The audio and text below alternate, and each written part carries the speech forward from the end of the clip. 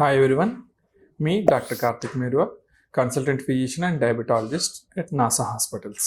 ఈరోజు మనము summer health గురించి మాట్లాడుకుందాం. అంటే మనకి సమ్మర్లో ఎక్కువగా ఓల్డ్ ఏజ్ వాళ్ళు కానీ లేకపోతే చిన్నపిల్లలు కానీ ఎక్కువగా డిహైడ్రేట్ అయిపోయి వాళ్ళకి ఆరోగ్యం పాడు చేసుకోవటం అవుతుంది. ఫస్ట్ మనం ఎప్పుడైనా ఈ సమ్మర్లో బయటకు వెళ్ళినప్పుడు ఎక్కువ మంది సోడా లేకపోతే కూల్ డ్రింక్స్ తాగడం జరుగుతుంది. వీటి వల్ల మనకి జరిగే మంచి కన్నా కూడా చెడు ఎక్కువ.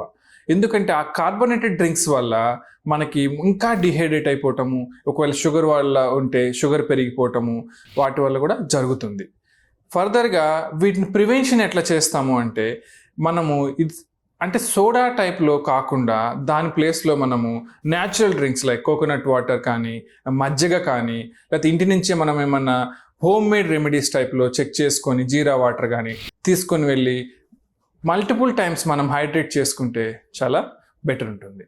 ఇలాంటి మరీ ఇన్ఫర్మేటివ్ మరికొన్నిటువంటి హెల్త్ టాపిక్స్ గురించి తెలుసుకోవాలనుకుంటే మా ఛానల్కి ఫాలో అవ్వండి.